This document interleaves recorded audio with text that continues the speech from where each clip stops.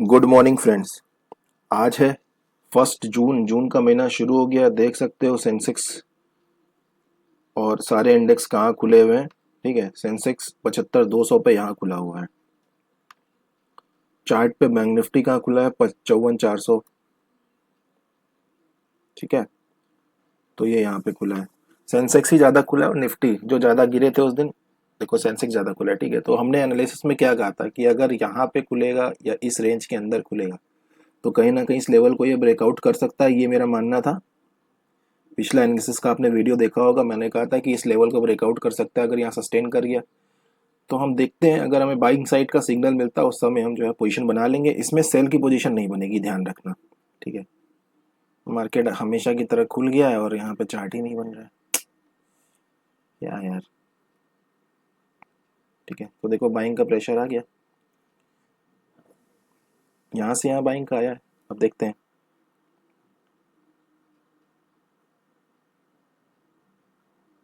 अभी तो उसी लेवल पे है। ठीक है,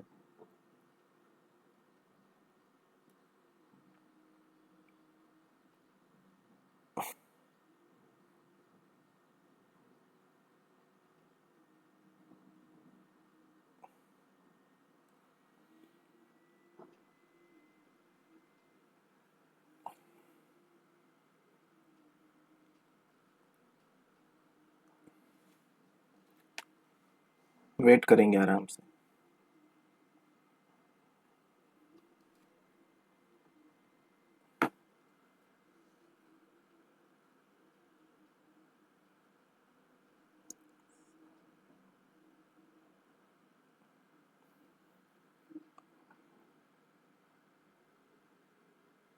देखो एक बहुत जबरदस्त सेलिंग है। ठीक है, लेकिन इसमें हम सेल अभी कर नहीं सकते, एज पर दी सेटअप सेल तो नहीं कर सकते।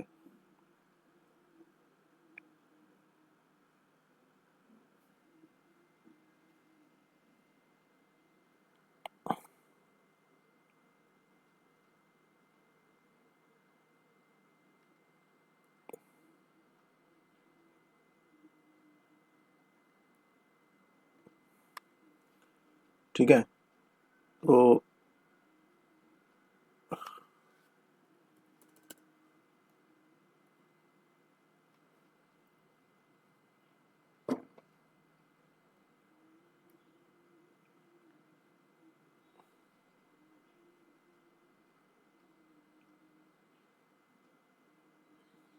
चलो बढ़िया सेटअप है, हम यहाँ बाई कर लेते हैं। ठीक है, 1 मिनट रुकना, रुकना पड़ेगा। 1 मिनट, 1 मिनट,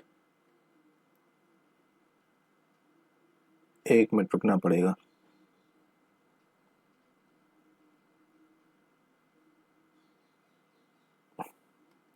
ठीक है, सिग्नल है, सिग्नल मिल गया बाइंग का हमको। ठीक है, यहाँ पे हम बाई कर लेते हैं। ठीक है, हमको बाई का सिग्नल मिल चुका है। ठीक है, इसलिए मैंने बाई किया है। तो मैंने अपने एनालिसिस के अकॉर्डिंग यहाँ पे ट्रेड ले लिया है।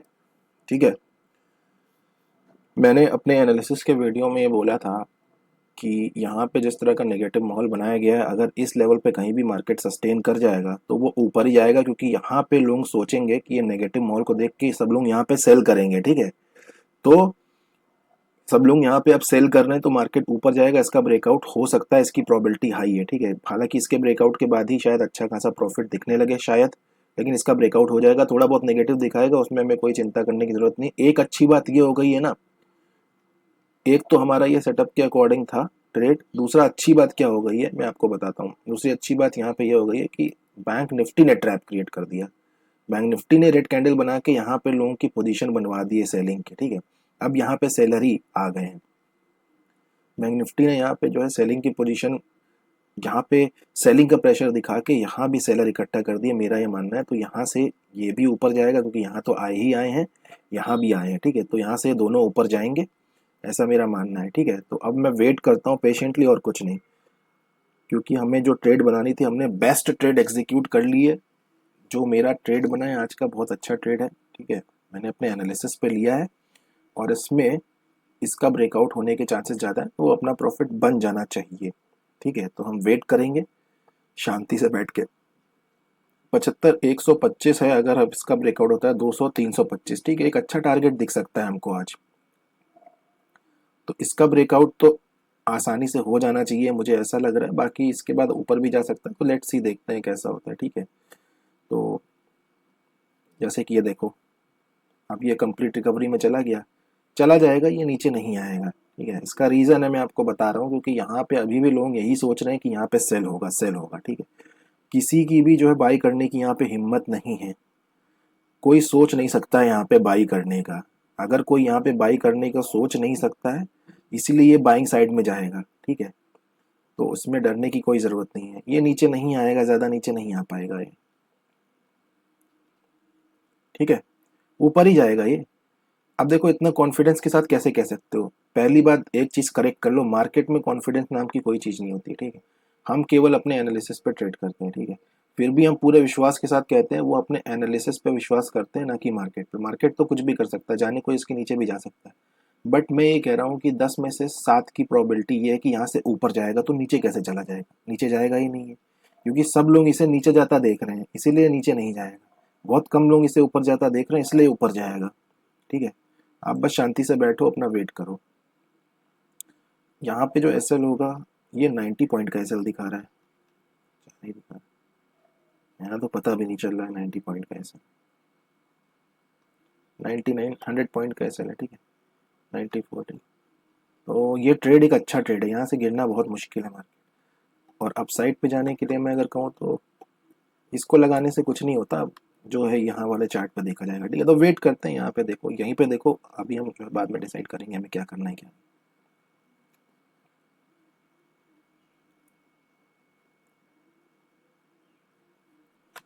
अपोजिट साइड वाला प्रीमियम अगर देख लो, तो ये ऊपर यहाँ से जाए, इसकी प्रोबेबिलिटी कम है, यहाँ से नीचे ही आएगा, धीरे धीरे नीचे आ जाएगा थोड़ी देर में, ठीक है, क्योंकि एक विक बनाई है इसने, इसको पार नहीं कर सकता ये।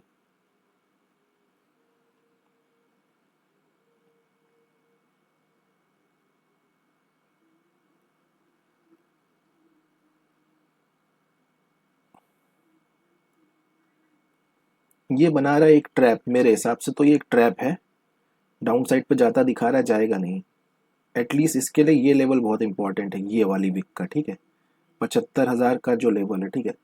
एक चीज आपको ये लग रही है, अब मेरे को भी देखने में आ रही, 75,000 का, ठीक है, सपोर्ट, ये 75,000 का सपोर्ट यहाँ पे दिख रहा है, ये थोड़ा सा गड़बड़ कर सकता है और कुछ नहीं, क्योंकि इसके सपोर्ट को देख के यहाँ पे बायर आ सकते हैं, तो गड़बड़ हो सकती है, ठीक है। लेकिन इतना तो देखो रिस्क लेना ही पड़ेगा, नहीं तो फिर ये ट्रेड स्किप करनी पड़ती है हमको, क्योंकि जो चार्ट टेक्निकल बना है उसके अकॉर्डिंग ये ऊपर जाएगा।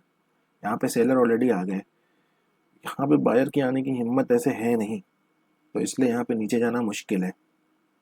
75,000 का सपोर्ट दिख रहा है, बस यही एक हमारा नेगेटिव पॉइंट इसमें बन रहा है। लेकिन इस तरह से जो है कंप्लीट सेटअप तो आपको कहीं भी बहुत मुश्किल हो जाता है, कंप्लीट सेटअप आपको पूरा दिखना कहीं भी, ठीक है। तो हो गया, अब थोड़ा सा खतरे में आया ये, इसने ये वाली वीक को ब्रेक डाउन किया है, तो अभी रनिंग कैंडल है, लेट्स सी, देखते हैं, कोई परेशानी वाली बात नहीं है जब तक रनिंग कैंडल है।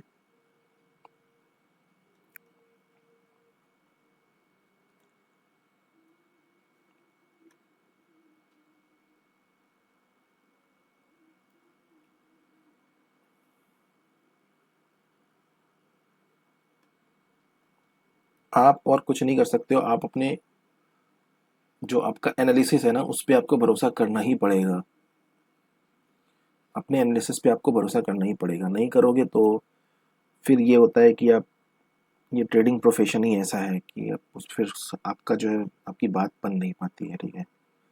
तो आपको एनालिसिस पे आपको भरोसा करना ही पड़ेगा। यहाँ पे हमारी पुट साइड की नहीं बन रही थी,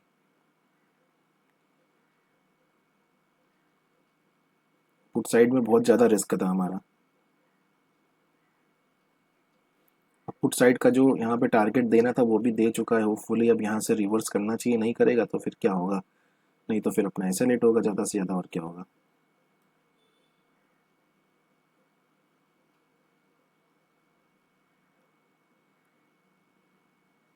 इसने एक काम ये किया ना कि इसने ये वाला जब रिट्रेस कर दिया, उसके बाद भी ये प्रीमियम बहुत ज़्यादा बढ़ा नहीं, ये गड़बड़ कर दिया इसने, ठीक है। तो ये रिट्रेसमेंट के बाद जितने भी यहाँ पे पुट के बायर थे वो निकाल दिए इसने, तो इसीलिए अब ये कंटिन्यूएशन में ऊपर जा रहा है। ठीक है, बट ये देखो ट्रेड लेने में इतना तो तुम्हें देखना ही पड़ेगा, इसमें आप कुछ नहीं कर सकते, क्योंकि अगर इसने पूरा निकाल दिया, रिट्रेस कर दिया, यहाँ के पुट जिन्होंने भी पुट बाई किया था उन सबको निकाल दिया है, तब फिर अब कोई बचा ही नहीं फिर पुट साइड में, है ना। तो फिर मार्केट क्लियर कट जाएगा ही फिर। ठीक है, तो ये होता है। तो इस तरह से अगर एक 100% आप सेटअप ढूंढोगे तो आपको बहुत सारे सेशन स्किप करने पड़ जाते हैं।